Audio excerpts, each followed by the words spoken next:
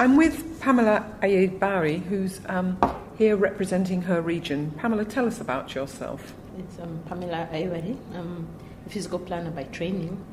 Currently, I work with the Ministry of Works in the road sector. I mainly deal with acquisition of land for the right-of-way.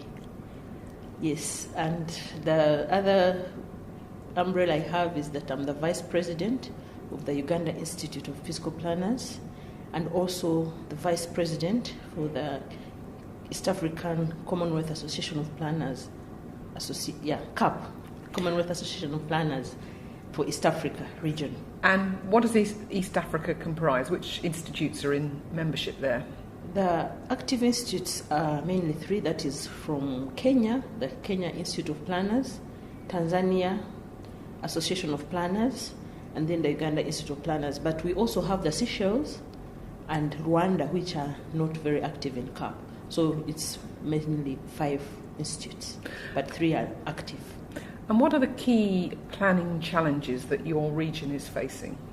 The planning challenge is that planning profession, we're still few on the ground. Therefore, there is a lot that goes unattended. If we plan, we may not have the capacity to implement or to control the implementation of the plans that we make because we are few.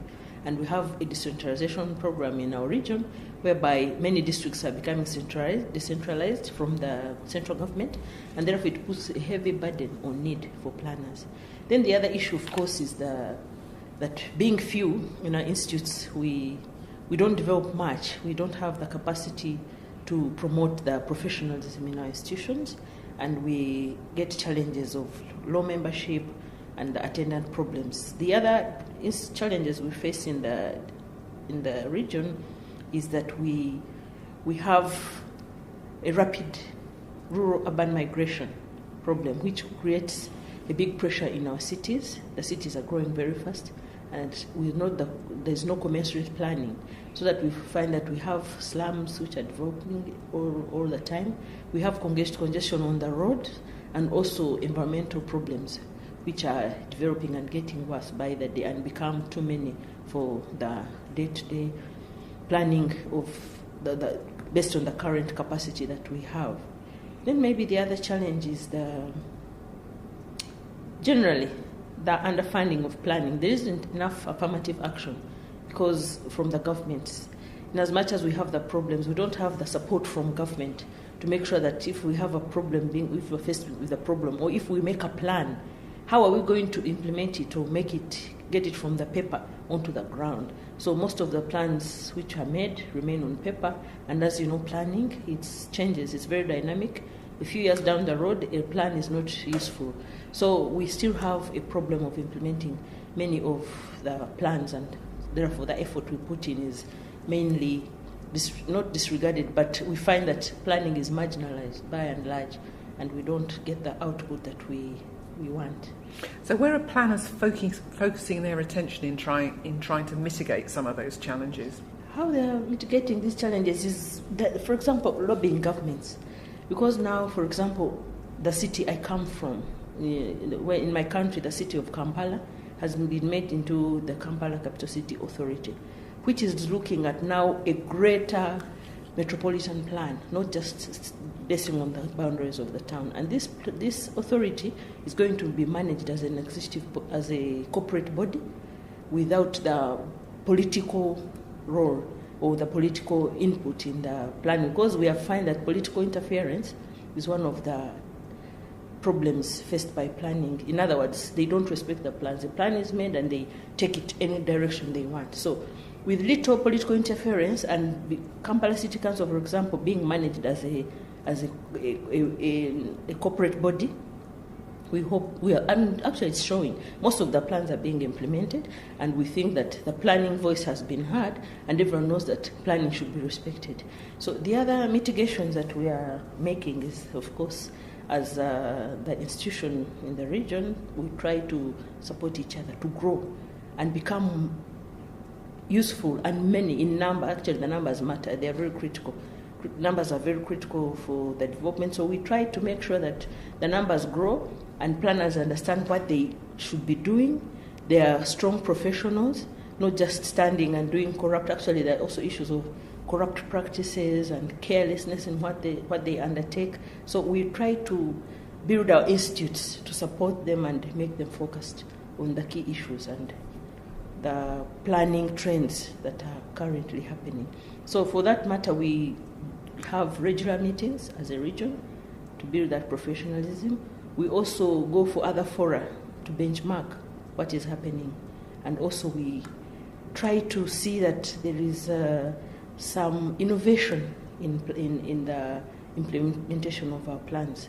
For example, we have now, the governments are also adopting specific interventions like the BRT systems in our capital cities, which will go a long way in reducing congestion on most of our roads to make them more livable cities. Because you know how congestion can make anybody hate or not like where they live because of that rush hour.